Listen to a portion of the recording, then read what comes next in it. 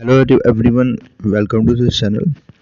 और इस वीडियो में हम केमिकल रिएक्शन और इक्वेशन करने वाले हैं क्लास 10th साइंस का। ओके, तो हम एनसीईआरटी को डिटेल में समझेंगे और साथ ही साथ देखेंगे कि इसमें इंपॉर्टेंट क्वेश्चन क्या है जो प्रीवियस ईयर बोर्ड में पूछ चुके हैं। ठीक है, पूछे जा चुके हैं। ओके, सो अगर ये आप वीडियो पूरी देखते हो तो आपको इस चैप्टर की कंप्लीट अंडरस्टैंडिंग होगी, साथ ही साथ आपका बोर्ड के पेपर के साथ सारे क्वेश्चन आप कवर कर पाओगे। तो लेट्स स्टार्ट। चैप्टर का नाम है केमिकल रिएक्शन एंड इक्वेशन। ठीक है, तो सबसे पहले कुछ एग्जांपल दिए हैं डेली लाइफ में। देखो, चैप्टर को मैंने समराइज कर देता हूँ। चैप्टर में क्या क्या है, हमें केमिकल रिएक्शन समझने क्या होती है। केमिकल रिएक्शन क्या होगी, जब दो सब्सटेंसेस रिएक्ट करेंगे। ठीक है, रिएक्ट करने का मतलब क्या है।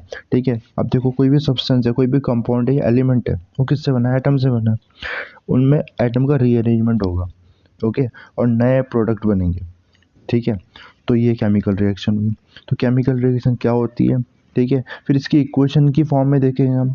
इक्वेशन कैसे होगी, तो देखो, ये देखो वर्ड इक्वेशन हो गई। अब केमिकल रिएक्शन है ना, जैसे मैग्नीशियम ऑक्सीजन के साथ कंबाइन होता है और मैग्नीशियम ऑक्साइड देता है, तो हमने इसको वर्ड में लिख दिया, ये वर्ड इक्वेशन हो गई। ओके, इसी को हम सिंबल की फॉर्म में लिखे ना, तो केमिकल इक्वेशन क्या हो जाएगी, ये केमिकल इक्वेशन हो जाएगी।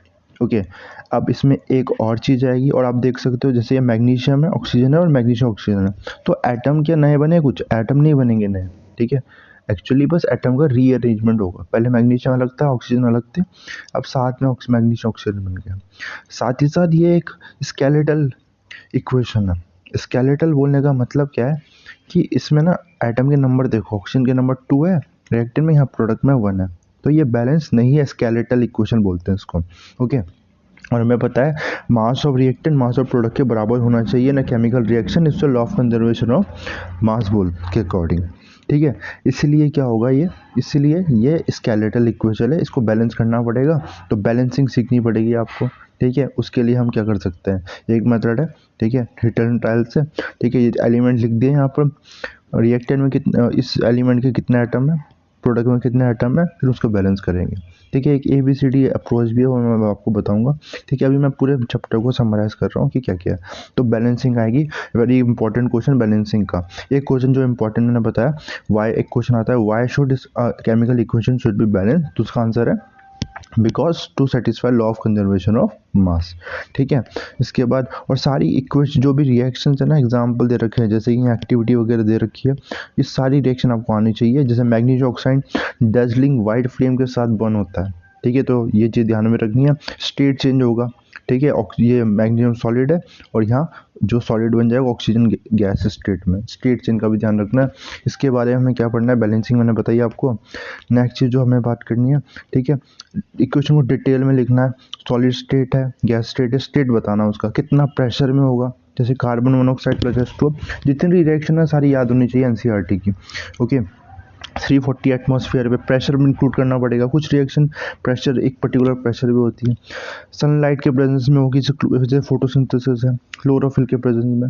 ठीक है, CO2 कार्बन डाइऑक्साइड, ठीक है, और वाटर के साथ कंबाइन होता है तो ग्लूकोज देता है।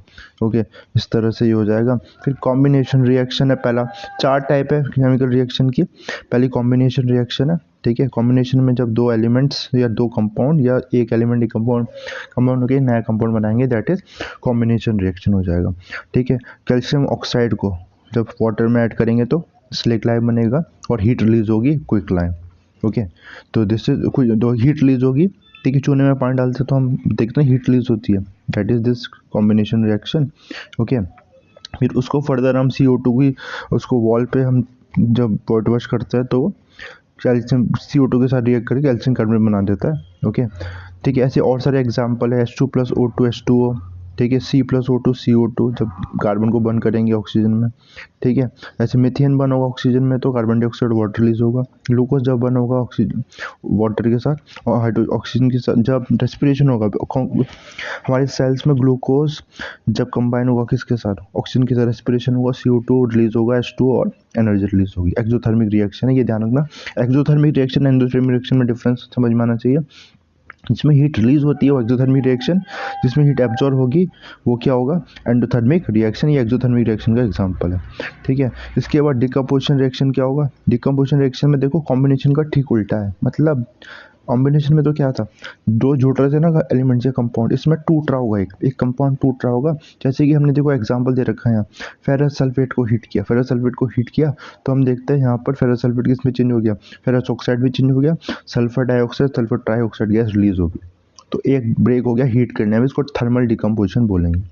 ठीक है, कलर चेंज भी आएगा इसमें, कैल्शियम कार्बोनेट को हीट करेंगे तो क्विकलाइम बन जाएगा। और देखो ये एक रिएक्शन बहुत इंपॉर्टेंट है, जब हम नाइट्रोजन डाइऑक्साइड को लेड नाइट्रेट को हीट करेंगे तो क्या होगा, हमें रेडिश ब्राउन फिल्म दिखती है। रेडिश ब्राउन फिल्म याद रखना, कलर चेंज भी हो रहा है। ओके, और ये किसकी है, NO2 की है। इंपॉर्टेंट क्वेश्चन है, रिएक्शन बहुत इंपॉर्टेंट। लेड नाइट्रेट को हीट करेंगे, लेड ऑक्साइड बनेगा, NO2 और O2।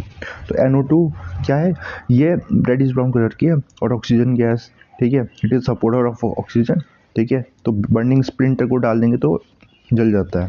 ठीक है, तो क्या हो गया, अगर इलेक्ट्रिसिटी के प्रेजेंस में होगा डिकम्पोजिशन तो उसको क्या बोलेंगे, उसको इलेक्ट्रोलिसिस बोलेंगे। देखो यहाँ पर डायग्राम, ये एग्जांपल दे रहा है वाटर का। इलेक्ट्रोलिसिस क्या है, वाटर एक इंसुलेटर है, बट उसमें अगर 2 ड्रॉप क्या डाल दिया हमने, उसको सल्फ्यूरिक एसिड डाल दी।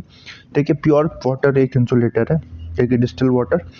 ठीक है, अगर इम्प्योर होगा, जैसे हम इसमें सल्फ्यूरिक एसिड 2 ड्रॉप डाल देंगे, एसिडिफाइड हो जाएगा वो, तो क्या होगा वो, then it will conduct electricity.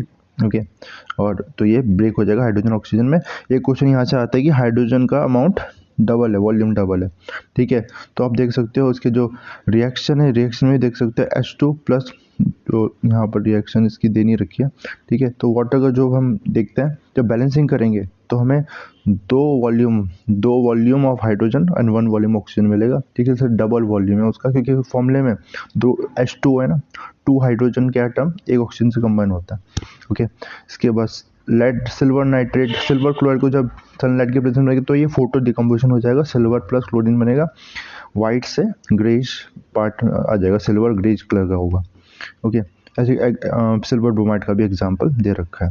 ठीक है, फिर डिस्प्लेसमेंट रिएक्शन आ जाएगी। डिस्प्लेसमेंट बहुत सिंपल है, एक रिएक्टिविटी सीरीज आनी चाहिए इसके लिए आपको, रिएक्टिविटी सीरीज ऑफ मेटल। ठीक है, तो रिएक्टिव सीरीज ऑफ मेटल इसमें तो देनी रखी है, लेकिन आपको पता है ऊपर से क्या आएगा, KNaCl। ठीक है, इस तरह से, तो केदारनाथ कमाली आलू जरा फीके पकाता है, इस एक्रोनियम से आप उसको याद कर सकते हो।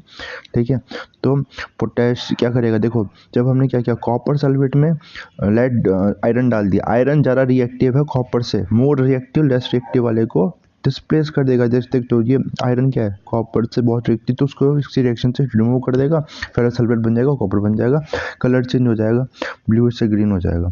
ठीक है, इसके बाद जिंक प्लस कॉपर सल्फेट का भी देख सकते हैं।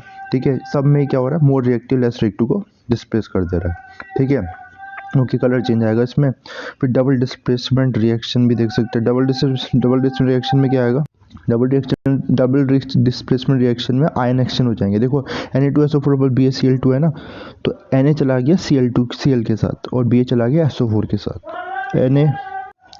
ठीक है, तो वाइट PPT हमें मिल जाएगा बेरियम सल्फेट का। PPT मतलब जो इनसॉल्युबल सॉलिड है, जो सेपरेट आउट हो जाएगा सॉल्यूशन से, दैट इज इंपॉर्टेंट। तो इसे प्रेसिपिटेशन रिएक्शन बोलते हैं, वेरी इंपॉर्टेंट प्रेसिपिटेशन रिएक्शन, जिसमें एक इनसॉल्युबल सब्सटेंस सेपरेट आउट हो जाता है सॉल्यूशन में से, that is precipitation reaction. Barium sulphate का प्रेसिपिटेट मिल जाएगा। ठीक है, ये चीज़ हो जाएगी। इसके बाद एक इंपॉर्टेंट टॉपिक है ऑक्सीडेशन रिडक्शन। ऑक्सीडेशन क्या है, addition of oxygen removal of hydrogen. Reduction क्या है, addition of hydrogen removal of oxygen. ठीक है, एग्जाम्पल के लिए देखो कॉपर प्लस ऑक्सीजन, तो कॉपर में ऑक्सीजन ऐड हो रहा है तो कॉपर का ऑक्सीडेशन हो रहा है। ठीक है, ऐसे एग्जाम्पल CO प्लस H2, तो कॉपर ऑक्साइड में से क्या हो रहा है, ऑक्सीजन रिमूव हो रहा है, तो इसका हो गया रिडक्शन, क्योंकि ऑक्सीजन क्या हो रहा है, रिमूव हो रहा है, और दोनों साथ में होते हैं, उसे रेडॉक्स रिएक्शन बोलते हैं। रेडॉक्स, रेड मतलब रिडक्शन, ऑक्स मतलब ऑक्सीडेशन। ठीक है, तो यहाँ डायग्राम में दे रहा है, इसका रिडक्शन हो रहा है, किसका, कॉपर ऑक्साइड का, और हाइड्रोजन का रिडक्शन हो रहा है, और एग्जाम्पल है इसमें। इसके बाद 2 टॉपिक और है। ठीक है, और वो क्या है, कोरोजन और डेंसिटी। कोरोजन में क्या होगा, एक मेटल है, ठीक है, मेटल के सरफेस में अगर एसिड पड़ गया या मॉइस्चर और एयर, ठीक है, तो क्या होगा, उसकी सरफेस ख़राब होने लगती है।